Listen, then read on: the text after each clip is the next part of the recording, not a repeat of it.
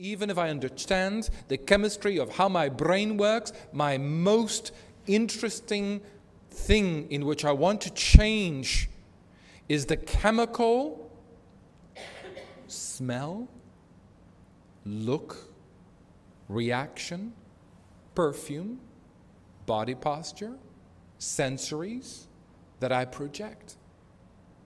A child that has just injured his mother releases endorphins, and within the mind, the mother looks at the child displeased. The son is now happy because the mother has been injured. It is like shooting an arrow right into the heart of someone else. A woman who does not include everyone within a group is conquering and dividing. She knows the person that is left out is going to feel adequately inadequate. She is going to feel rejected. She can smell the rejection, the inadequacy. A husband and wife who continuously hurts each other, they smell each other's pain. They smell and feel the endorphins within the brain. This is a dance and a smell and a reaction they are expecting of each other, and yet they've continued the same behavior, but want change, but do not know how to create this change. No matter how old you are or how young you are, no matter where you are, give yourself 10 seconds before you do anything.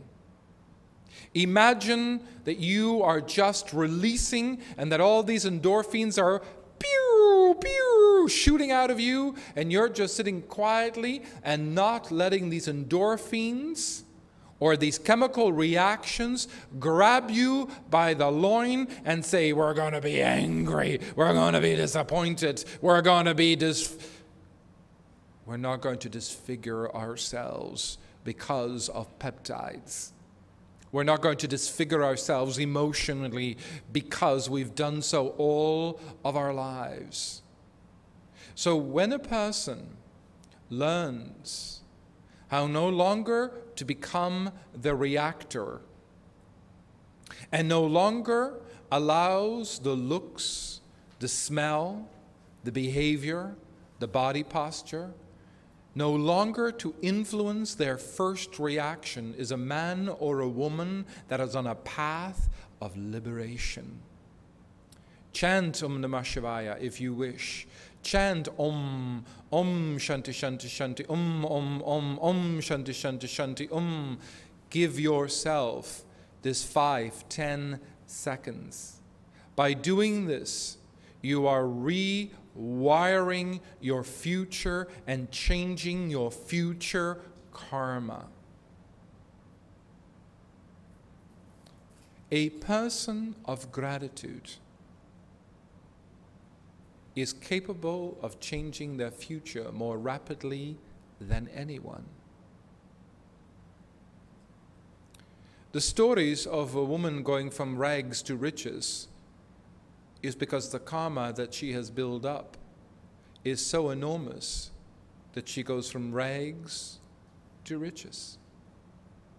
What does that mean? Every act in which I conduct, my heart needs to be in a place of great gratitude. If I wash the floor and resent washing the floor, I will keep washing the floor from lifetime to lifetime until I learn that I am privileged, that I have a floor underneath me. If I am angry to feed my children, I will feed a village in another lifetime. If I do dishes and I resent them, but yet I had great food upon these dishes, then I should concentrate that my belly is full and I chant and liberate myself. Gratitude was a natural rhythm of the mind. It's a natural reaction of the soul. But because we do not know the rhythms of the soul, we have lost the natural ability of gratitude. We can certainly say, oh, indeed, I am happy, or indeed, I am grateful.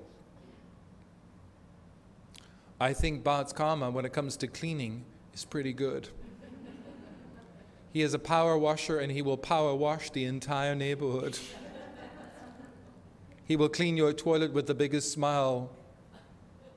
It is because he has understood that he's come from a hut and lived in mud, lived with disease, and died in hunger. Do you remember dying in hunger? Do you know what it is like? Because you have. So when he does his dishes, he does it indeed in obsessive-compulsive disorder. He might need some Prozac, I do not know. He fills his life with the moments he never complains. Seldomly does he complain about working. Seldomly will you ever hear a word that he has been working for 7 or 8 or 9 days. He never complains because he knows what it's like not to have food in his belly, and understands that with his gratitude, he will always have food in his belly. When he cleans with compassion and with joy, and maybe with obsession. Because he's had many lives where he's had no flaws. So when we need to pick someone up and we complain, do it with great joy.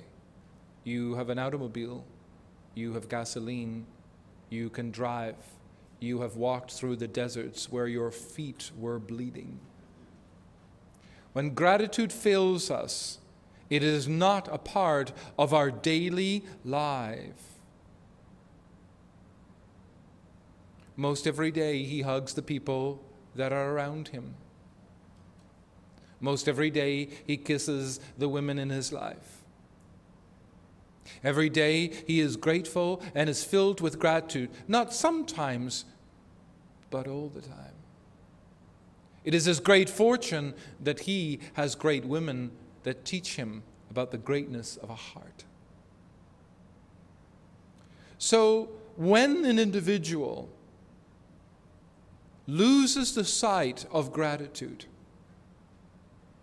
if you need to pay for a new furnace, do it with great gratitude.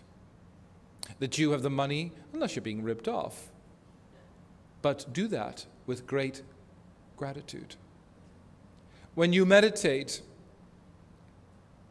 do not just throw yourself down on a pillow, feel that you are privileged, as most people are working in the fields and starving.